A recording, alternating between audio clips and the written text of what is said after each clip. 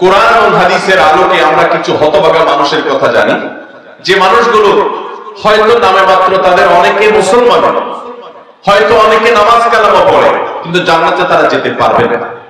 কারা সে হতভাগা মানুষ? যারা হয়তো তাদের অনেকে আছে মুসলিমই না, আবার অনেকে আছে যারা মুসলমান হওয়া সত্ত্বেও, নামে মুসলমান হওয়া সত্ত্বেও জান্নাতে প্রবেশ করতে পারবে না। জান্নাতে যাওয়ার পথে বাধাগুলো কি কি, আমরা আজ সেরকম 16টি বাধার কথা জানবো। কয়টি বাধা? 16টি বাধার কথা জানবো। 16 শ্রেণীর হতভাগা মানুষের কথা জানবো, যে হতভাগা মানুষগুলো জান্নাতে যেতে পারবে না। জান্নাতে যাওয়ার এই নিয়ামতের সৌভাগ্য লাভ থেকে তারা বঞ্চিত হবে। আল্লাহ রাব্বুল আলামিন সেরকম কপাল পোড়া মানুষদের কাতারে যেন আমরা শামিল না হই, আমাদের সবাইকে সেই তৌফিক দান করুন। ভাইরা আমার, আমরা যে শ্রেণীগুলোর কথা বলবো, প্রত্যেকটা শ্রেণীর পাশাপাশি আমরা কোরআন ও হাদিস থেকে উদ্ধৃতি এবং রেফারেন্স ইনশাআল্লাহ টানবো।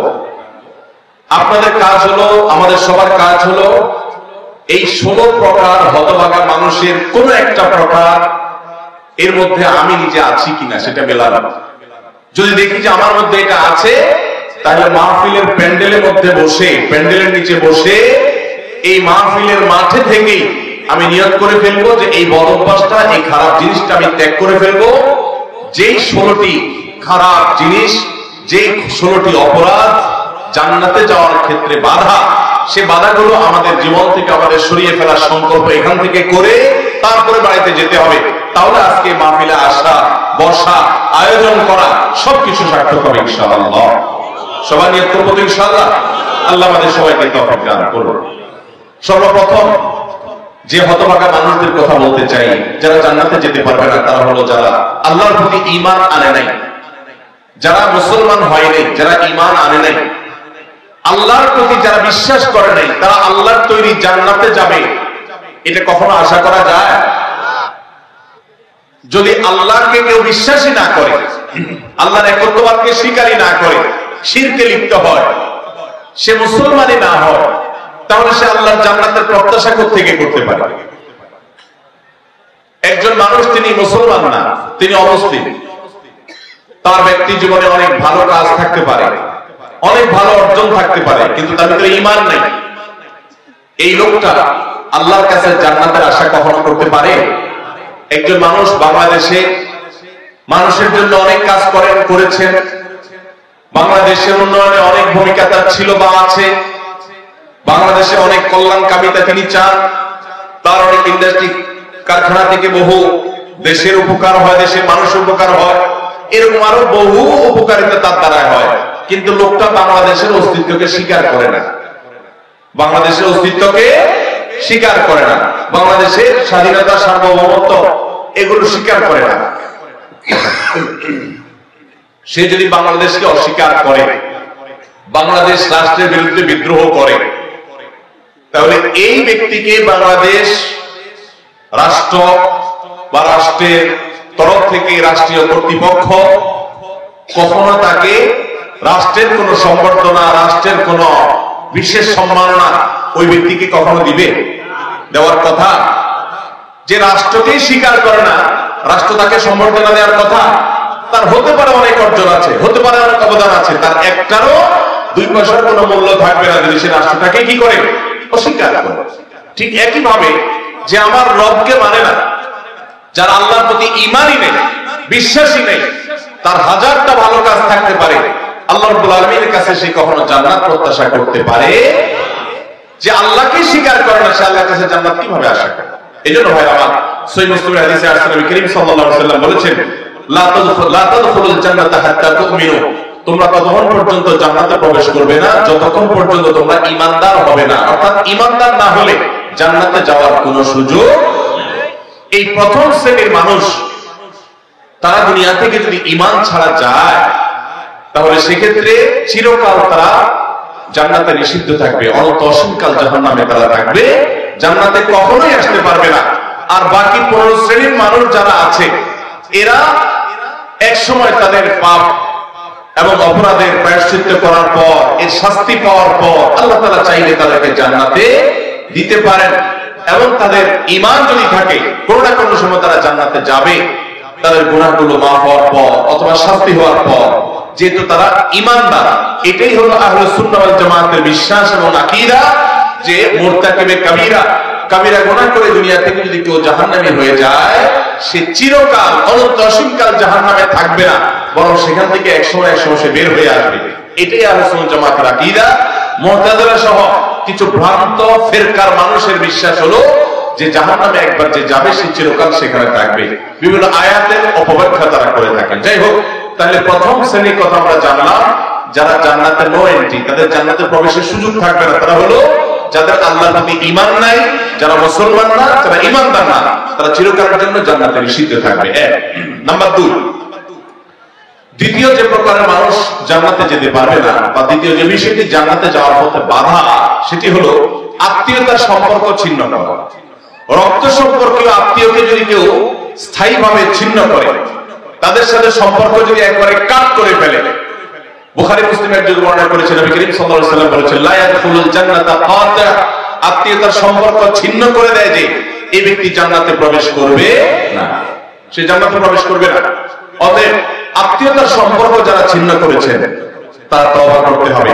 আপনার ভাই, আপনার বোন, শত বাধা হতে পারে, শত ঝামেলা হতে পারে, শত গন্ডগোল হতে পারে, আপনার চাচা, আপনার ফুফু, আপনার মা বাবা, আপনার সন্তান সন্ততি, আপনার মামা, আপনার খালা, এরা সবাই আপনার রক্ত সম্পর্কীয় আত্মীয়। এদের সাথে আপনি স্থায়ী সম্পর্ক ছিন্ন করবেন, এই সুযোগ কিন্তু ইসলাম আপনাকে রাখে নাই। হ্যাঁ, যদি এমন হয় যে তাদের সাথে সম্পর্ক রাখতে গেলে আপনার জীবন হুমকির মধ্যে পড়ে, আপনি বিপর্যস্ত হন, আপনাকে তারা ক্ষতি করে, তো শুধু ক্ষতি থেকে বাঁচার জন্য আপনি দূরে আসেন, সেটা ভিন্ন বিষয়। কিন্তু সম্পর্ক যদি একেবারে স্থায়ীভাবে ছিন্ন করেন, বিশেষ করে দুনিয়াবি ঠুনকো অজুহাতে, ঠুনকো কারণে, কোন কারণে মনোমালিন্য হয়েছে, আর চিরকালের জন্য সম্পর্ক ছিন্ন করে দিলেন, তো এটা হারাম। এই লোক যদি নামাজিও হয়, এই লোক যদি ওয়াজ মাহফিলও আসে, এই লোক যদি জিকির আজকারও করে, এই লোক যদি তাসবিহ তেলাওয়াতও করে, যেহেতু সে আত্মীয়তার সম্পর্ককে ছিন্ন করে ফেলেছে, এই লোক জান্নাতে প্রবেশ করতে পারবে না যতদিন না সে তওবা করে তার পাপ থেকে, অপরাধ থেকে সে ফিরে না আসছে। ভাইরা আমার, তাহলে জান্নাতে যাওয়ার ক্ষেত্রে দ্বিতীয় বড় বাধা হলো এই বিষয়টি, অর্থাৎ আত্মীয়তার সম্পর্ক ছিন্ন করা। আর প্রথম বাধার কথা বলেছে হলো বেঈমানি, কুফরি, আল্লাহর প্রতি অবিশ্বাস এবং শিরক। এগুলো জান্নাতে যাওয়ার ক্ষেত্রে সবচেয়ে বড় বাধা, স্থায়ী বাধা। আর দ্বিতীয়টি হলো আত্মীয়তার সম্পর্ক ছিন্ন করা। নাম্বার 3, চগলখড়ি করা। এই বদভ্যাস আমাদের সমাজে এখন প্রচুর পরিমাণে আছে। অনেক মানুষ আছে দেখবেন মুখে দাঁড়িয়ে আছে, মাথায় টুপিও আছে, হয়তো নামাজ কালামও পড়ে, কিন্তু চগলখড়ির বদভ্যাস আছে, এই চরিত্রটা আছে যে আমার কাছে এসে ওনার বদনামি করবে, ওনার কাছে গিয়ে আমার বদনামি করবে, আমার কাছে এসে আমাকে পাম্পটি দিবে, ওনার কাছে গিয়ে ওনারে পাম্পটি দিবে। এরকম লোক আছে না নাই? ঘরে ঘরে, আল্লাহ মাফ করুন, আমাদের অনেকের মধ্যে এই চরিত্রটা আছে না নাই? নবী করিম সাল্লাল্লাহু আলাইহি সাল্লাম এই চগলখড়ি সম্পর্কে সহিহ মুসলিমের হাদিসে বলেছেন, লা ইয়াদখুলুল জান্নাতা নাম্মাম, চগলখড় জান্নাতে প্রবেশ করবে না। জান্নাতে প্রবেশের ক্ষেত্রে আরেকটি বড় বাধা, আরেকটি বড় দেয়াল, আরেকটি বড় প্রাচীর হলো এই চগলখড়ির চরিত্র। ভাইরা আমার, আসুন তওবা করি, চগলখড়ি করব না। কারণ ভালো কিছু পেলে সেটা তার পেছনে অন্যদের কাছে বলবো, আর মন্দ কিছু হলে তার সামনে বলবো। তার সামনে এসে একরকম, তার পেছনে গিয়ে আরেক রকম, সামনে এসে তার প্রশংসা, পেছনে গিয়ে তার দুর্নাম। এই দুশ্চরিত্র অনেক অনেক নেকামলকারী মানুষ, নামাজ কালামওয়ালা মানুষ, জিকির আজকারওয়ালা মানুষ, অনেক ইসলামের কাজ করানোওয়ালা মানুষ, দাওয়াতের কাজ করানোওয়ালা মানুষ, তাদের মধ্যে এই বদভ্যাস, এই দুশ্চরিত্র, এই খারাপ জিনিস আছে।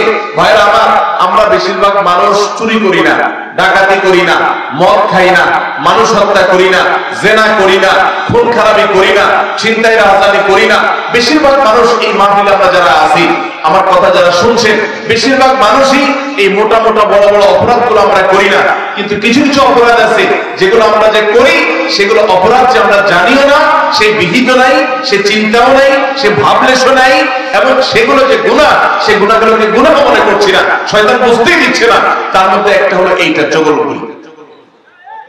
ঘরে ঘরে, জনে জনে দেখবেন এই বদভ্যাস, যে সামনে একরকম, পিছনে আরেক রকম, নেফাক এবং কপটতা জনে জনে ভরে গেছে। আল্লাহ তাআলা আমাদের সবাইকে জান্নাতে যাওয়ার ক্ষেত্রে কত বড় বাধা, এই বাধাকে আল্লাহ তাআলা আমাদের অতিক্রম করার তৌফিক দান করুন। এই বাধা অতিক্রম করার উপায় কি ভাই? উপায় হলো এখনই তওবা করবেন। আমি জীবনে কখনো কারণ সামনে গিয়ে একরকম পেছনে গিয়ে আরেক রকম, এই মুনাফিকি আমি করব না, এই কপটতা আমি করব না, এই দুই নম্বরে আমি করব না, এই প্রতারণা আমি করব না, কোন মানুষের সামনে গিয়ে ভালো সাজবো, পেছনে গিয়ে দুর্নাম করব না, আরেকজনের কাছে গিয়ে তার দুর্নাম করা, আর আবার তার কাছে গিয়ে আরেকজনের দুর্নাম করা, অর্থাৎ দুজনের মধ্যে লাগালাগি করে দেওয়ার জন্য যে ভূমিকা, সেই ভূমিকা অবতীর্ণ হওয়া, এই চগলখড়ি, এটা হলো জান্নাতে যাওয়ার ক্ষেত্রে তৃতীয় বড় বাধা। চগলখড়, সে জান্নাতে নো এন্ট্রি থাকবে। আল্লাহ তাআলা আমাদের সবাইকে বদঅভ্যাস পরিত্যাগ করার তৌফিক দান করুন। নাম্বার 4, প্রতিবেশীকে যে কষ্ট দেয়, এই লোক জান্নাতে যেতে পারবে না। জান্নাতে যাওয়ার ক্ষেত্রে বড় বাধা হলো এই বদঅভ্যাস এবং খারাপ জিনিস, এই অপরাধ, প্রতিবেশীকে কষ্ট দেওয়া। এটাকেও আমরা অনেকে গুনাহের কাজ মনে করি না। অনেক লোক আছে দেখবেন গোটা দুনিয়ার সব মানুষের সাথে তার সম্পর্ক ভালো, কিন্তু নিজের প্রতিবেশীর সাথে সম্পর্কটা কি নাই? ভালো নাই। আছে না নাই? নিজের পাশের জমি যার, দেখা যায় আইলটা তার জমির দিকে ঠেলা না। আছে না নাই? তাহলে এটা প্রতিবেশী হক আদায় হলো না হক নষ্ট হলো? আরেকজনের সীমানার বরাবর গিয়ে এমন গাছ লাগাইলেন ইচ্ছাকৃত ভাবে, যাতে করে গাছের গোড়াটা আপনার এখানে থাকে আর গাছের ডালগুলো সব গিয়ে তার জমিতে পড়ে। আছে না নাই? অনেক ভালো ভালো মানুষ, অন্যান্য দিক থেকে ভালো, এরকম অনেক মানুষ এই কাজ করে কি করি না আমরা? আমি নিজেই জানি যে আমার এই যে সীমানায় গাছগুলো লাগাচ্ছি, এই গাছগুলোর ছায়া পড়ে তার ফসল নষ্ট হবে, তার জায়গাতে ছায়া পড়ে থেকে অনেক ফসল হবে না, ক্ষতি হবে। তারপর আমি লাগাই, ক্ষতি করার জন্যই লাগাই, যে গাছের গোড়াটা আমার থাকবে, আগাটা সব তার ঘাড়ের উপরে, তার জমির উপরে গিয়ে পড়বে, তার সীমানার উপরে গিয়ে পড়বে, ভোগ করবো আমি। আছে না নাই? ভাইরা আমার, হাঁস দিয়ে, মোরগ দিয়ে, সন্তান দিয়ে, বিভিন্ন ভাবে প্রতিবেশীকে আমরা অনেকে কষ্ট দেই। নবী করিম সাল্লাল্লাহু আলাইহি ওয়াসাল্লাম সহিহ মুসলিমের হাদিসে বলেছেন, লা ইয়াদখুলুল জান্নাতা মান লা ইয়ামানু জারুহু ওয়া ওয়াইকাহু। যে ব্যক্তির প্রতিবেশী তার হাত, মুখ এগুলোর কষ্ট দ্বারা, তার ক্ষতি এবং অনিষ্ট থেকে যে ব্যক্তি নিরাপদে থাকে না, অর্থাৎ প্রতিবেশীকে যে শান্তিতে রাখে না, প্রতিবেশীকে বিভিন্ন ভাবে কষ্ট দেয়, এই ব্যক্তি জান্নাতে প্রবেশ করতে পারবে না। আপনারা অনেক একটা হাদিস শুনেছেন, বিখ্যাত প্রসিদ্ধ একটা হাদিস। নবী করিম সাল্লাল্লাহু আলাইহি ওয়াসাল্লামের কাছে বলা হলো, হে আল্লাহর রাসূল, অমুক ব্যক্তি খুব নফল নামাজ রোজা করত, খুব দান সাদাকা করত, এবং সব ভালো আমলগুলো করত, ফরজ তো করত, নফলও করত, ফরজ ৫ ওয়াক্ত করত, আবার নফল নামাজও করত, ধরেন তাহাজ্জুদ, ইশরাক সব করত, যাকাত তো দিত, আবার এমনিও দান করত। তার আমলের কোনো কমতি ছিল না। একটা দুর্বলতা ছিল যে প্রতিবেশীকে সে কষ্ট দিত, ঝগড়াঝাটি করত, তাদের হক নষ্ট করত। নবী করিম সাল্লাল্লাহু আলাইহি ওয়াসাল্লাম বলেছেন, সে জাহান্নামী। তোমরা যার কথা বলেছো, আল্লাহ তাআলা ওহীর মাধ্যমে নবীকে জানিয়ে দিয়েছেন, তার পরিণতি হলো জাহান্নাম। তার কোন নামাজ, তার কোন রোজা, তার কোন ইবাদত, তার কোন দান সাদাকা, এগুলো তাকে রক্ষা করতে পারে না, সে জাহান্নামে যাবে, কারণ তার প্রতিবেশীকে সে কষ্ট দিয়েছে। এর বিপরীতে নবীজি সাল্লাল্লাহু আলাইহি ওয়াসাল্লামকে বলা হলো যে আরেকজনের কথা আমরা জানি, শুধু ফরজ নামাজগুলো পড়তো, নফল নামাজ পড়ার সময় পাইতো না, শুধু ফরজ কাজগুলো করতো, অতিরিক্ত দান সাদাকার সুযোগও পেত না, কিন্তু তার একটা ভালো গুণ ছিল, সে প্রতিবেশীদের সাথে সুসম্পর্ক বজায় রাখতো। তারা যদিও খুব বেশি ভালো ছিল না, কিন্তু সে ভালো থাকার চেষ্টা করত, নিজে থেকে তাদের যেন কষ্ট না হয় এটা খেয়াল রাখতো। নবী সাল্লাল্লাহু আলাইহি ওয়াসাল্লাম বলেছেন, এই লোকটা জান্নাতি। ভাইরা আমার, প্রতিবেশী যে কত বড় একটা ব্যাপার, এটা আমরা বেশিরভাগ মানুষ বুঝি না। গ্রাম বলেন, শহর বলেন, বেশিরভাগ জায়গায় আমরা প্রতিবেশীর হক নষ্ট করি। প্রতিবেশীকে জানেন? আপনার রক্ত সম্পর্কীয় আত্মীয়, যেমন মা বাবা, সন্তান সন্ততি, ছেলে মেয়ে, ভাই বোন, একবারে এই ক্লাসের আত্মীয় যারা, এই ক্লাসের প্রথম সারির যারা রক্ত সম্পর্কীয়, আপনার বাবার দিককার, বাপ মা, ছেলে মেয়ে, ভাই বোন, চাচা ফুফু, এদেরকে বলা হয় এই ক্লাসের আত্মীয়, একদম প্রথম শ্রেণীর। এই আত্মীয়দের পরে সবচেয়ে যার হক আপনার কাছে সবচেয়ে বেশি, তারা হলো আপনার প্রতিবেশী। বেশিরভাগ ক্ষেত্রে দেখবেন প্রতিবেশীর সাথে সম্পর্ক ভালো নেই, আইল ঠেলাঠেলি, গন্ডগোল, ফাসাদ, ঝগড়াঝাটি, মারামারি, গ্রামে এক ধরনের, শহরে আরেক ধরনের। শহরে ধরেন ধুমধাড়াক্কা গানের ভলিউম দিয়ে আশপাশের প্রতিবেশীকে কষ্ট দিচ্ছেন, ময়লাটা বের করে আপনি আপনার দরজার সামনে রাখছেন, প্রতিবেশী বের হয়ে নাকে হাত দিতে হয়েছে, আপনার জুতাগুলো তার ফ্ল্যাটের সামনে চলে গেছে, তাকে আপনি কষ্ট দিচ্ছেন, আপনার বিল্ডিং এর পাশের জায়গাটা খালি আছে, ময়লাটা সেখানে ফেলতেছেন, আপনার বাচ্চাদেরকে দিয়ে তারা কষ্ট দিচ্ছেন, গ্রামে দেখা যায় হাঁস মুরগি দিয়ে প্রতিবেশীকে কষ্ট দিচ্ছেন, আপনার ছাগল গিয়ে তার জিনিসপত্র খেয়ে ফেলছে, আপনার বাচ্চারা গিয়ে তাকে ডিস্টার্ব করছে, আপনার গাছগুলো গিয়ে ছায়া হয়ে তার জায়গাতে ক্ষতি করছে, তার জায়গা বরাবর আপনি পুকুর কাটতেছেন যাতে করে ভেঙে আপনার এখানে পড়ে, এক কথায় নানাভাবে আপনার প্রতিবেশীকে ক্ষতিগ্রস্ত করছি। এমনকি অনেক মানুষ অন্য অনেক ক্ষেত্রে প্র্যাকটিসিং মুসলমান হওয়ার সত্ত্বেও এই কাজটা করছে। নবী সাল্লাল্লাহু আলাইহি ওয়াসাল্লাম বলেছেন, খবরদার, যে ব্যক্তি প্রতিবেশীকে কষ্ট দেয়, প্রতিবেশী তার হাত মুখ দ্বারা কষ্ট পায়, এই লোক জান্নাতে যেতে পারবে না। তাহলে 4 নম্বর আমরা পেলাম, জান্নাতে যাওয়ার ক্ষেত্রে বাধা হলো প্রতিবেশীকে কষ্ট দেওয়া। আল্লাহ তাআলা এই বদঅভ্যাস এবং এই গুনাহ থেকে, অপরাধ থেকে আমাদেরকে বেরিয়ে আসার তৌফিক দান করুন।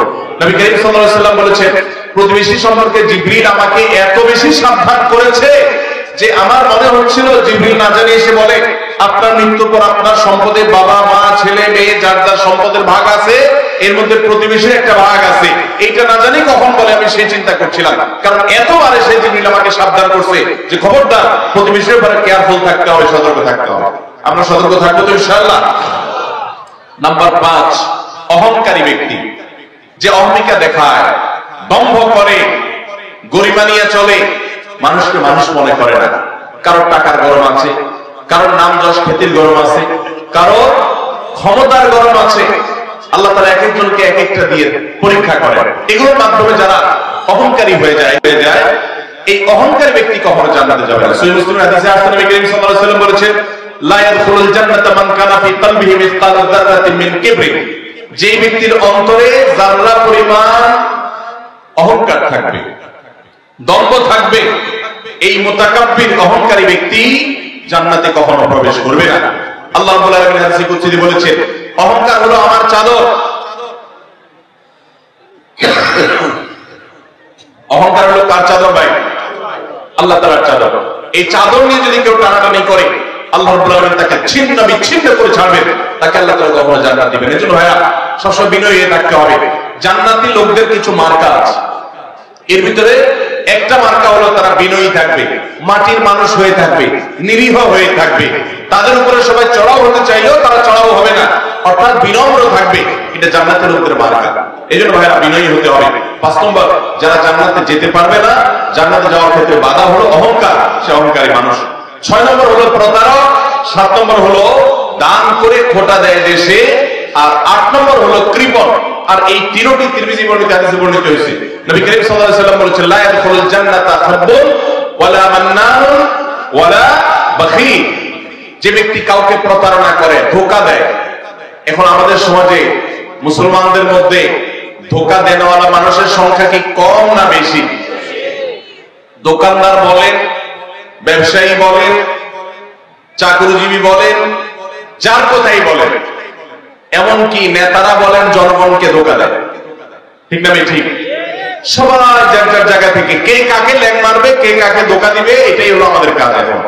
অথচ ধোঁকাবাজ, প্রতারক, চিটার, বাটপার, এই লোকগুলো কখনো জান্নাতে যেতে পারবে। নবী করিম সাল্লাল্লাহু আলাইহি ওয়াসাল্লাম হাদিস বলছে যে প্রতারক জান্নাতে যাবে না। দ্বিতীয়ত, মান্নান, অর্থাৎ দান করে যে খোটা দেয়, এই লোকও জান্নাতে যেতে পারবে না। দান করে খোটা দেওয়ার বদভ্যাস আছে না নাই আমাদের অনেকে? দান করেছেন আল্লাহকে খুশি করার জন্য, যদি আপনি খোটা দেন তাহলে আপনার দান বরবাদ হয়ে যায়, ওটা নষ্ট হয়ে যায়। আল্লাহ বলেছেন, লা তুবতিলু সাদাকাতুকুম বিল মান্নি ওয়াল আযা, তোমরা দান করার পর খোটা দিয়া, কষ্ট দিয়া, যাকে দান করছো তাকে কষ্ট হয় এরকম কথা বলে ওই দানকে বরবাদ করে দিও না। আমরা অনেকে এই কাজ করি। দান করেছেন, ওই ব্যক্তির কাছ থেকে থ্যাঙ্কস এর আশাও করবেন না। থ্যাঙ্কস মানে কৃতজ্ঞতা সে আদায় করবে, শুকরিয়া দিবে, সে আপনার স্বীকৃতি দিবে, এই আশাটাও আপনি করতে যাবেন না।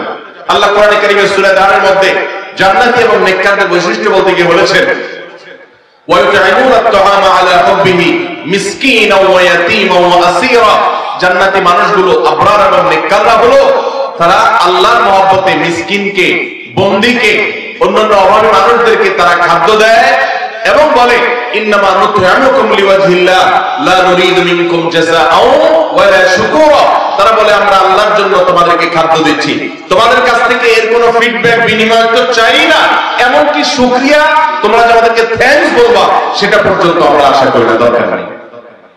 আল্লাহর কাছে এইভাবে সওয়াবের আশা করা, বান্দার কাছে খোটা না দেওয়া 7 নম্বর। 8 নম্বর হলো কৃপণতা। এটা জাহান্নামে যাওয়ার অন্যতম বড় মাধ্যম এবং জান্নাতে যাওয়ার ক্ষেত্রে বাধা হলো কৃপণতা। নবী করিম সাল্লাল্লাহু আলাইহি ওয়াসাল্লাম কৃপণ ছিলেন না, তার অনেক সম্পদ ছিল না, কিন্তু যা ছিল সেটা অকাতরে তিনি দান করতেন। তার যে দানশীলতা, আম্মা জান আয়েশা রাদিয়াল্লাহু তাআলা বলতেন যে তিনি দানশীলতা তার বিশেষ করে রমজান এলে এমন বেড়ে যেত যে মুক্ত বাতাসের মতো, যে চাইতো তাকেও দিত, যে চাইতো না তাকেও দিত, সর্বত্র তার দান ছড়িয়ে যেত এবং দান করতে করতে সব শেষ করে অংশ বাসায় যেতেন, তার নিজের জন্য কিছুই রাখতেন না, এইভাবে তিনি দানশীল ছিলেন। তো নবী সাল্লাল্লাহু আলাইহি ওয়াসাল্লাম কৃপণতা থেকে পানা চেয়েছেন। আমরা অনেকে কিন্তু কৃপণ, আল্লাহ অনেক সম্পদ দিয়েছে কিন্তু খরচ আমরা করতে চাই না। নবীজি পানা চাইছেন, আল্লাহুম্মা ইন্নী আউযু বিকা মিনাল বুখলি ওয়াল জুবন, আল্লাহ আপনার কাছে কৃপণতা থেকে পানা চাই। ভাই আমার, তাহলে জান্নাতে যাওয়ার ক্ষেত্রে 8 নম্বর বাধা হলো কৃপণতা। কৃপণ সে জান্নাতে এন্ট্রান্সের সুযোগ পাবে না। 9 নম্বর, ঘুষ দাতা এবং ঘুষ গ্রহীতা। যে ঘুষ দেয় সে যদি একান্ত নিরুপায় হয়ে দেয়, এমন কাজ যে কাজ না হলে তার জীবন বাঁচে না, অনেক জটিল প্রয়োজন, এরকম প্রয়োজনে সে যদি ঘুষ দিতে বাধ্য হয়, ঘুষ দেওয়া ছাড়া তার কোনো উপায় না থাকে, তাহলে ওই ব্যক্তিকে মাযুর হিসেবে আল্লাহ তাআলা মাফ করবেন আশা করা যায়। কিন্তু সচরাচর আমরা দেখা যায় আজকাল যেসব ক্ষেত্রে ঘুষ দিয়ে সুবিধা নেই, ওটা না নিলে আমি যে মরে যাবো এরকম না, আমি ইচ্ছা করলে হারামটা নাও করতে পারি। আবার অনেক ক্ষেত্রে আমার বৈধ জিনিসটাকেই আমি অবৈধভাবে পাওয়ার জন্য আমি ঘুষ দিচ্ছি। তো এই যে ঘুষ দাতা, ঘুষ গ্রহীতা তো সর্বাবস্থায় অপরাধী, ঘুষ দাতাও সে অপরাধী হবে এইভাবে যদি ঘুষ দেয়। আপনি একটা জায়গায় কাজে যাবেন, সিরিয়াল দিয়া, সবাই সিরিয়ালে দাঁড়াইছে, আপনিও সিরিয়ালে দাঁড়াবেন, এটাই হলো নিয়ম। সবাই সিরিয়ালে দাঁড়াইছে, আপনি সিরিয়ালে দাঁড়াইতে চাচ্ছেন না, সেজন্য কি করলেন? ঘুষ দিলেন। ঘুষ দিয়া সবার আগে কাজটা করে নিয়ে আসলেন। এই যে ঘুষ দিল, এই ঘুষ দেওয়াটা সে এটাকে সে বাধ্য হয়ে দিয়েছে, বরং এখানে যে ঘুষ খাইছে তাকে সে বাধ্য করছে। আমাদের দেশে আমরা সরাসরি শুধু ঘুষখোরদের দোষ দেই, ঘুষখোরদের তো দোষ আছেই শতভাগ, কিন্তু অনেক সময় ঘুষ যারা দেয় তাদেরও দোষ কম নাই। অনেক অফিসার আছে ঘুষ না খাইলে ক্লায়েন্ট আবার পরেশান হয়ে যায়, এই স্যার নতুন স্যার ঘুষ খায় না, তাহলে তো পরেশানের ব্যাপার, কিভাবে 2 নম্বর এটা আদায় হবে। অতএব ভাইরা আমার, ঘুষ দাতা এবং গ্রহীতা, তাবরানী হাদিসে আসছে নবী করিম সাল্লাল্লাহু আলাইহি ওয়াসাল্লাম বলেছেন, আর-রাশি ওয়াল মুরতাশি ফিন্নার ফাফিন্নার, ঘুষ দাতা ঘুষ গ্রহীতা উভয় জাহান্নামে যাবে। অতএব ঘুষ দিতেও খুব সাবধান, আর যারা ঘুষ খাচ্ছে তাদের কথা তো বলাই বাহুল্য।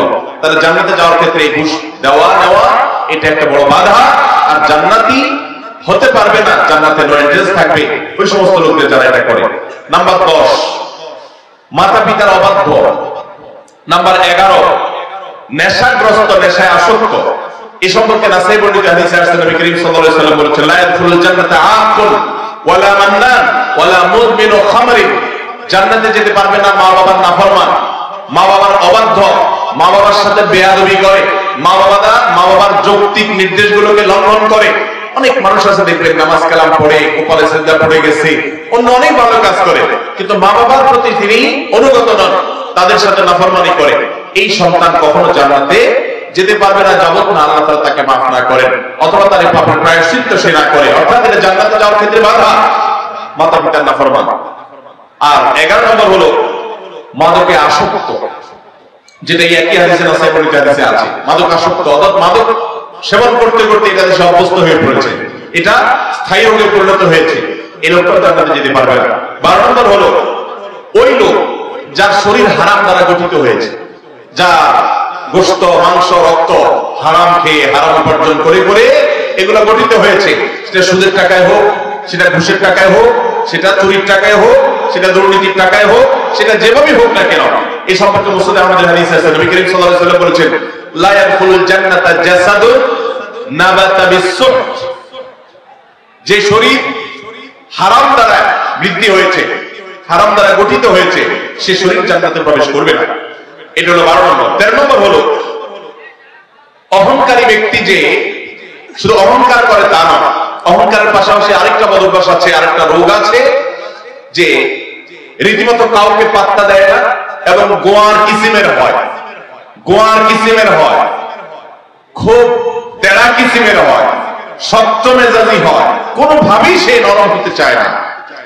এই উতুল এবং জাওয়াজ আবু দাউদ শরীফের হাদিসের বর্ণনা মতে এই টাইপের মানুষও জান্নাতে যেতে পারবে না, যারা অনেক বেশি এরকম গোয়ার হয় এবং রূঢ় স্বভাবের হয়, স্বভাবটাই হলো রূঢ়, স্বভাবটাই হলো রুষ্ট, সে সবসময় মানুষের সাথে এরকম কঠোর স্বভাবের হয়, তার মনটাই হলো পাথরের মতো, এই মানুষগুলো জান্নাতে যেতে পারবে না। এবং আবু দাউদের হাদিস সেটি বলছে। আর 14 নম্বর হলো গণক, যে ভবিষ্যতে কি হবে না হবে মানুষের সমস্ত গণনা করে বিভিন্ন খবর বলে দেয়। অনেক সময় এগুলো সত্য হয় এবং কুফরি কালাম করে শয়তানের আশ্রয় নিয়ে ব্ল্যাক ম্যাজিকের মাধ্যমে, জাদুবিদ্যার মাধ্যমে বিভিন্ন ভাবে এরকম অনেক কিছু বলতে পারে তারা, এবং সেগুলো খেটেও যেতে পারে, অস্বাভাবিক নয়। কিন্তু এই যে অসৎ উপায়ে কুফরি কালামের মাধ্যমে, জাদুর মাধ্যমে শয়তানের আশ্রয় নিয়ে ভবিষ্যৎ সম্পর্কে বলে দেয়, এইরকম গণক যারা, এরাও জান্নাতে যেতে পারবে না। এমনকি তাদের কাছে যারা যায়, যারা তাদের কথা বিশ্বাস করে, আস্থা রাখে, এদের ইবাদত পর্যন্ত একটা মেয়াদ পর্যন্ত কবুল হবে না, হাদিসে বলা হয়েছে। তাহলে 14 প্রকার হলো এই গণক। আর 15 নম্বর হলো জাদুকর, যারা ব্ল্যাক ম্যাজিক করে মানুষকে। আজকাল এই ব্ল্যাক ম্যাজিক ভাই ঘরে ঘরে হয়ে গেছে, ঘরে ঘরে দুষ্ট জিনকে দিয়ে, শয়তানের আশ্রয় নিয়ে ব্ল্যাক ম্যাজিশিয়ানরা ব্ল্যাক ম্যাজিক করে। দেখবেন যে বিভিন্ন পোস্টারে লেখা কামরূপ কামাখ্যা থেকে প্রশিক্ষণ প্রাপ্ত, আছে না নাই? ফেসবুকে দেখবেন বিভিন্ন কমেন্টে এরকম পোস্টার পোস্ট করে অনেক লোক। আবার অনেক সময় দেখবেন বিভিন্ন জায়গায় জায়গায় এগুলো আছে।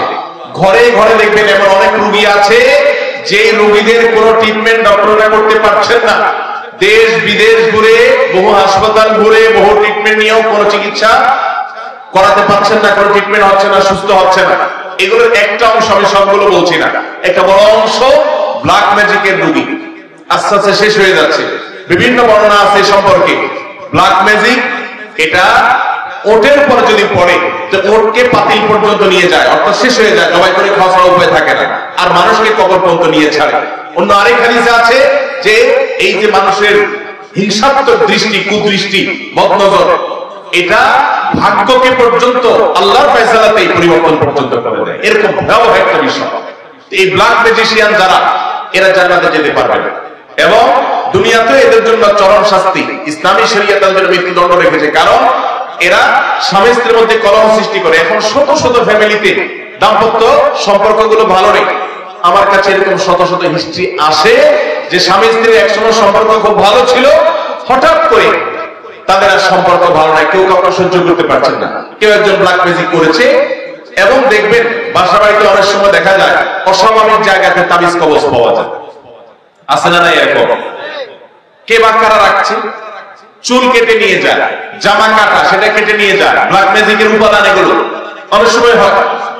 আমরা অনেকে এগুলো জেনেও না জানার ভান করে থাকি, অনেকে জেনেও সেটা সঠিকভাবে এটা রহস্য উদ্ঘাটনের চেষ্টা করি না। তো এই ব্ল্যাক ম্যাজিশিয়ান যারা, এরা সমাজে অশান্তি সৃষ্টি করে, দাম্পত্য জীবনে কলহ সৃষ্টি করে, মানুষের ক্ষতি করে। এরকম অনেক লোক আছে তাবিজ ব্যবসায়ী, তারা তাবিজের ব্যবসার আড়ালে তারা মূলত এই ব্ল্যাক ম্যাজিকটা করে। এই ব্ল্যাক ম্যাজিশিয়ান যারা, তারা জান্নাতে যেতে পারবে না। এটা হলো 15 নম্বর। 16 নম্বর হলো যারা সিল্কের পোশাক পরে পুরুষ হয়ে, নবী করিম সাল্লাল্লাহু আলাইহি ওয়াসাল্লামের হাদিসে তাদেরকেও জান্নাতে নয়নটির কথা বলা হয়েছে। জান্নাতে যাওয়ার ক্ষেত্রে সেটাও বড় একটা বাধা।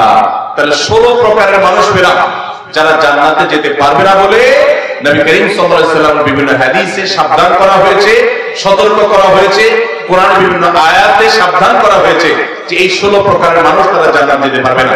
শুধু 16 প্রকার নয়, এরকম আরো আছে, কোরআন থেকে আপনি পাওয়া যাবে। আমি 16 প্রকার শুধুমাত্র কোরআন হাদিস থেকে আপনাদের জন্য উপস্থাপন করলাম যে এই মানুষগুলো জান্নাতে যেতে পারবে না। আমরা শুরুতে বলেছি ইমানদারের সবচেয়ে বড় চাওয়া হলো, টার্গেট হলো জান্নাতে যাওয়া। সে জান্নাতেই যদি যেতে না পারে, তাহলে আমার আর এই দুনিয়াতে আমার কর্ম, আমার ঈমান, এগুলো আমাকে কি উপকার করলো? যদিও ঈমান থাকলে আপনি এই সমস্ত গুনাহগুলো লিপ্ত হওয়ার কারণে জাহান্নামে গেলেও একসময় আপনি জান্নাতে আসবেন, এটাই আহলে সুন্নাত জামাতের আকীদা, এটাই বিশুদ্ধ বিশ্বাস। কিন্তু তারপরেও জাহান্নাম তো এমন জায়গা যেখানে এক মুহূর্তের জন্য গিয়ে সহ্য করার কথা নয়। অতএব ঈমানদার প্রথম চান্সে জান্নাতে যেতে চাইবে। আর প্রথম চান্সে যদি জান্নাতে যেতে চান, জাহান্নামের কোন স্পর্শ ছাড়া যদি জান্নাতে যেতে চান, তাহলে এই 16 বদঅভ্যাস থেকে, 16টি অপরাধ থেকে নিজেকে বাঁচাবার চেষ্টা করতে হবে। আল্লাহ আমাদের সবাইকে সে তৌফিক দান করুন। আমি আবারও এক নজরে বলে দিচ্ছি। নাম্বার 1, যাদের মধ্যে ঈমান নাই, যারা কুফর বা শিরকে লিপ্ত, তারা জান্নাতে যেতে পারবে না। জান্নাতে যাওয়ার ক্ষেত্রে বড় বাধা হলো ঈমান না থাকা এবং কুফর শিরকে লিপ্ত থাকা। দ্বিতীয় সবচেয়ে বড় বাধা হলো আত্মীয়তার সম্পর্ক ছিন্ন করা। আত্মীয়তার সম্পর্ক ছিন্নকারী সে জান্নাতে যেতে পারবে না। তৃতীয় বড় বাধা হলো যারা চগলখড়ি বদভ্যাস আছে, এই রোগটা, এটা জান্নাতে যাওয়ার ক্ষেত্রে বাধা। চতুর্থ, প্রতিবেশীকে কষ্ট দেওয়ার রোগ যাদের আছে, এই রোগটা, এই বদভ্যাসটা জান্নাতে যাওয়ার ক্ষেত্রে বাধা। 5 নম্বর হলো অহংকার, দম্ভ, এগুলো গরিমা, এগুলো জান্নাতে যাওয়ার ক্ষেত্রে বাধা। 6 নম্বর হলো প্রতারণা করা মানুষের সাথে, মানুষকে ধোঁকা দেওয়া, সেটা ব্যবসায়ী হিসাবে হোক, কাস্টমার হিসাবে হোক, আপনার চাকরিজীবী হিসাবে হোক, যে কোনো দিক থেকে হোক, প্রতারণা করা, এটা জান্নাতে যাওয়ার ক্ষেত্রে 6 নম্বর বড় বাধা। 7 নম্বর হলো দান করার পর খোটা দেওয়া।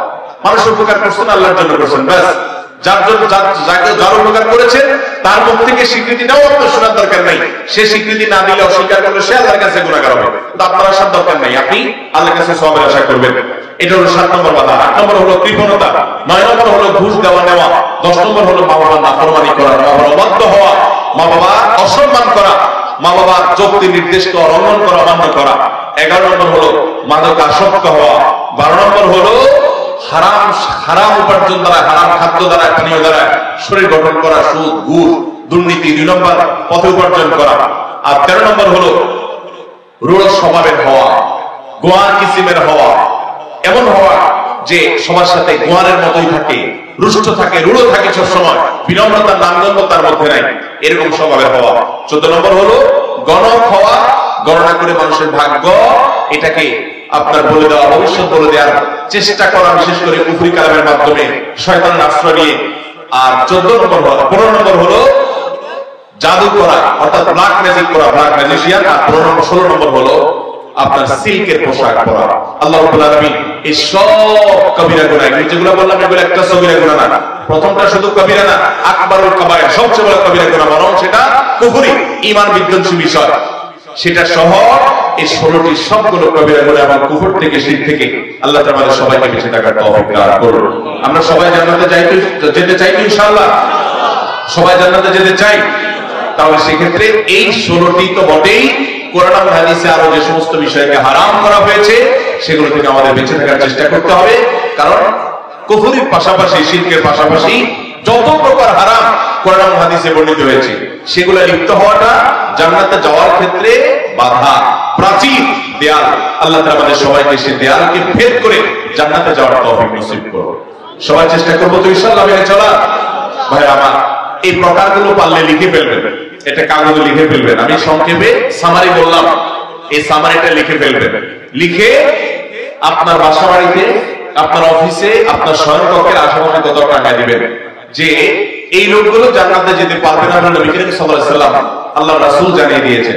অতএব এই দুশ্চরিত্রগুলো আমার মধ্যে আছে না নাই, এই তালিকাটা দেখে প্রতিনিয়ত নিজেকে সংশোধন, ইসলাহ করার চেষ্টা করতে হবে। চেষ্টা করবো না আমরা ইনশাআল্লাহ? আল্লাহ আমাদের সবাইকে তৌফিক দান করুন। জান্নাত সম্পর্কে আল্লাহ রাব্বুল আলামিন বলেছেন, ওয়াফিহা মা তাশতাহিহিল আনফুস ওয়া তালাদ্দুল আ'য়ুন, মানুষের মন যা চাইবে তার সব কিছু সেখানে থাকবে। এই চোখ যেটা দেখে প্রশান্তি অনুভব করবে, সেরকম সব কিছুর ব্যবস্থা আল্লাহ তাআলা জান্নাতে রেখেছেন। এবং ওয়া আনতুম ফিহা খালিদুন, এবং সেখানে তোমরা চিরকাল থাকবে। দুনিয়াতে আমরা যত ভোগ করি, এই ভোগগুলোতে দুটা ত্রুটির দিক আছে।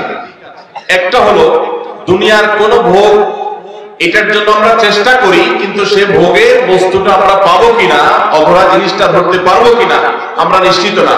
পড়ালেখা করি, চাকরি বাকরি করি, উপার্জন করি, ব্যবসা বাণিজ্য করি, এটা সুখের জন্য। কিন্তু দুনিয়াতে সুখ পাবেন এরকম গ্যারান্টি কারণ আছে? কতজন পড়ালেখা করে, রেজাল্ট ভালো করে, কিন্তু সুখ পায় না। রেজাল্ট ভালো হয়েছে, চাকরিও হয়েছে, তবুও সুখ পায় না। অশান্তি আছে জীবনের কোনো ক্ষেত্রে, আছে না নাই? হাজারো হাজারো দৃষ্টান্ত আছে। দুনিয়ার কোন সুখের কোন নিশ্চয়তা নেই। যদি কেউ দুনিয়ার সুখ পেয়েও যায়, তো সেই সুখটা আবার স্থায়ী হয় না। অর্থাৎ এখানে প্রাপ্তির কোন নিশ্চয়তা নাই, আর পেয়ে গেলে সেটার তৃপ্তির কোন স্থায়িত্ব নাই। এই হলো দুনিয়ার দুইটা সমস্যা। এখানে প্রাপ্তি, সুখের যে পাবে, এই পাওয়ার কোন নিশ্চয়তা নাই। আর যদি কেউ সুখ পেয়েও যায়, সব দিক থেকে সুখী, যে সে পারিবারিক ভাবে সুখী, তার সন্তান সন্ততির দিক থেকে সুখী, তার স্ত্রীর দিক থেকে সুখী, তার ব্যবসা বাণিজ্যের দিক থেকে সুখী, তার প্রতিবেশীদের সাথে সে সুখী, বন্ধু বান্ধবদের সাথে সুখী, সব ক্ষেত্রে সুখী। কিন্তু এই সুখটা কি চিরকাল থাকবে? খুবই সীমিত। দেখা গেল যে কোনো সময় সুখ শেষ, সন্তান সন্ততি সব ভালো ছিল, হঠাৎ করে তাদের রোগ বালাই শুরু হয়ে গেছে, অসুবিধা হয়েছে, কোনো সমস্যা হয়েছে, সুখ আর নাই। হতে পারে কি পারে না? তাহলে দুনিয়ার যে সুখ, এই সুখটা প্রথমত পাওয়ার কোনো গ্যারান্টি নেই। সুখের জন্য আমরা সবাই চেষ্টা করি, কিন্তু পাবো কিনা সেটা কিন্তু আমরা জানি না। যদি কেউ পেয়ে যায়, আল্লাহ কাউকে তৌফিক দেয়, সেটা আমাদের কাছে অস্থায়ী থাকে। দুনিয়ার কোন সুখ কখনো কারোর কাছে স্থায়ী থাকে? এই জন্য দুনিয়ার কোন প্রাপ্তির নিশ্চয়তা নাই, আর তৃপ্তির স্থায়িত্ব নাই। দুনিয়ার প্রাপ্তির নিশ্চয়তা নাই, আর পেয়ে গেলে সেই তৃপ্তির স্থায়িত্ব। আর জান্নাতে এর দুইটাই আছে। জান্নাতে আল্লাহ রাব্বুল আলামিন বলেছেন, ওয়াল আখিরাতু খায়রুন ওয়া আবকা। আখিরাত হলো দুনিয়ার তুলনায় সবচেয়ে উত্তম এবং বেস্ট, কারণ সেটা পাওয়ার গ্যারান্টি আছে। যদি কেউ ঈমান আর নেক আমল নিয়ে যায়, আল্লাহ রাব্বুল আলামিন তার জন্য জান্নাতের গ্যারান্টি দিয়েছেন, নিশ্চয়তা দিয়েছেন। তার জান্নাত মিস হওয়ার কোনো সুযোগ নাই। যদি সে ঈমান নেক আমল নিয়ে যেতে পারে, জান্নাতি হয়ে যেতে পারে। আর জান্নাতের নিয়ামত কখনো হারাবে না, সে কখনো তার থেকে ফুরিয়ে যাবে না, কখনো মিস করবে না। আল্লাহ কোরআনে যেখানে জান্নাতের কথা বলেছেন, সেখানে সেজন্য ওয়ান্তুম ফিহা খালিদুন খালিদিনা ফিহা আবাদা, এই শব্দগুলো, এই বাক্যগুলো ব্যবহার করেছেন। তার মানে আল্লাহ সুবহানাহু ওয়া তাআলা আমাদের আশ্বস্ত করেছেন, দুনিয়াতে তোমরা যে সুখ পাও ওইটা ছুটে যায়। আতঙ্কে থাকো।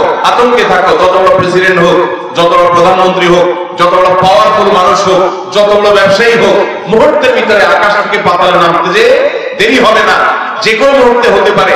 এটা আমরা জানি কি জানি না? যত বড় মানুষ হোক, যত সুখী মানুষ হোক, যত পাওয়ারওয়ালা মানুষ হোক, কখন কি ঘটে যাবে আর কোথায় সে নেমে যাবে, এটা দুনিয়াতে কেউ জানে? এই জন্য দুনিয়ার নিয়ামতটা আসলে 16 কলায় পূর্ণতা কখনো পেতে পারে না। কারণ যে নিয়ামত যে কোনো মুহূর্তে ছুটে যেতে পারে, এই আশঙ্কা আছে, এই আতঙ্ক আছে, সেই নিয়ামত কখনো পূর্ণাঙ্গ নিয়ামত, সেই ভোগ কখনো পরিপূর্ণ ভোগের বিষয় হতে পারে না। ভাইরা আমার, আল্লাহ সুবহানাহু ওয়া তাআলা সেজন্য জান্নাতের কথা যেখানেই বলেছেন, আল্লাহ তাআলা ওয়াদা করেছেন খালিদিনা ফিহা আবাদা, জান্নাতীরা সেখানে চিরকাল থাকবে, কখনো আর সেখান থেকে বের হবে না। আল্লাহ সুবহানাহু ওয়া তাআলা বলেছেন হাদিসে কুদসিতে, আদাতু লিইবাদিয়াস সালিহিন মা লা আইনুন রাআত, আমার ঈমানদার নেককার বান্দাদের জন্য আমি জান্নাতে এমন সব নিয়ামত প্রস্তুত করে রেখেছি যেগুলো পৃথিবীর কোনো চোখ কখনো দেখে নাই, ওয়ালা উযুন সামিআত, কোনো কান কখনো শুনে নাই, ওয়ালা খাতার আলা কলবি বাশার, কোনো মানুষের অন্তরে কখনো সে বিষয় কল্পনাও করে নাই। এই রকম নিয়ামত প্রস্তুত করা হয়েছে জান্নাতীদের জন্য। আল্লাহ আমাদের সবাইকে নিশ্চিত প্রাপ্তি এবং স্থায়ী তৃপ্তির এই নিয়ামত জান্নাতুল ফেরদাউস প্রত্যেকটা মানুষকে নসিব করুন। আমাদের সবাইকে জান্নাতুল ফেরদাউসের আঙিনায় একত্রিত হওয়ার তৌফিক দান করুন। মুহতারাম হাজিরিন, সেই জান্নাত, যে জান্নাত সম্পর্কে আল্লাহ বলেছেন ফামান যুহজিহা আনিন নারি ওয়া উদখিলাল জান্নাতা ফাকাদ ফাজ। দুনিয়াতে সফল মানুষ কে ভাই? একজন বাবা, একজন মা ছোট বাচ্চাটাকে হাত ধরে ধরে কিন্ডারগার্টেনে নিয়ে যান, প্রাইমারি স্কুলে নিয়ে যান, প্রি স্কুলিং এ করেন, এবং সেখানে ভালো একটা নামকরা প্রতিষ্ঠানে ঢোকানোর জন্য চেষ্টা করেন। যদি চান্স পেয়ে যায়, পরিবারের সবাই খুশি যে একটা ভালো স্কুলে চান্স পেয়েছে। কিন্তু ভালো স্কুলে চান্স পাওয়া মানেই তার জীবনের, তার ক্যারিয়ারের সবকিছু ঠিক হয়ে গেল, সেট হয়ে গেল, নিশ্চিত প্রাপ্তি হয়ে গেল, এরকম কিছু। কারণ ভালো প্রাইমারি স্কুলে চান্স পাইছে, কিন্তু দেখা গেল যে পরবর্তী পর্যায়ে ভালো শিক্ষা প্রতিষ্ঠানের চান্স নাও পাইতে পারে, ঠিক না ঠিক? আবার চান্স পাইছে, ঠিক আছে, রেজাল্টটা সেরকম নাও হতে পারে, অন্য ছেলে মেয়েদের পালা করে নষ্ট হয়েও যেতে পারে, কত কিছু হতে পারে। তাহলে দুনিয়াতে মানুষ যা পায়, সে পাওয়াটা নিরঙ্কুশ সুখের কোনো কারণ কখনোই হতে পারে না। আতঙ্ক একটা থাকে যে স্কুলে তো চান্স পাবে, এখন রেজাল্টটা ভালো করবে কিনা। রেজাল্টটা ভালো করেছে, তাহলে পরবর্তী দামের স্কুলে সে চান্স পাবে কিনা, এরপর স্কুলে চান্স পেল, তাহলে সে ভালো কলেজে চান্স পাবে কিনা, ভালো কলেজে চান্স পেল, রেজাল্ট ভালো হবে কিনা, রেজাল্ট ভালো হলো, সে ইউনিভার্সিটি ভালো চান্স পাবে কিনা, ভালো ইউনিভার্সিটিতেও চান্স পেল, সেখানেও ফলাফল ভালো হলো, এরপরে চাকরিটা পাবে কিনা সেটাও পেল। চাকরি পেলে চাকরি জীবনে যে সুখী হবে এমন কোনো গ্যারান্টি আছে? কত কাহিনী হয়, কত মানুষ সেখানে গিয়ে তার কাঙ্ক্ষিত জায়গায় যেতে পারে না, কাঙ্ক্ষিত চেয়ারে যেতে পারে না, কত বাধা এসে দাঁড়ায়, প্রমোশন হয় না, নানা রকমের বিপত্তি হয়। তো দুনিয়াতে যত প্রাপ্তি হয় এরকম একটা একটা করে আপনি যদি দেখেন, প্রত্যেকটা প্রাপ্তির পিছনে এক অজানা আতঙ্ক মানুষকে তাড়িয়ে বেড়ায়।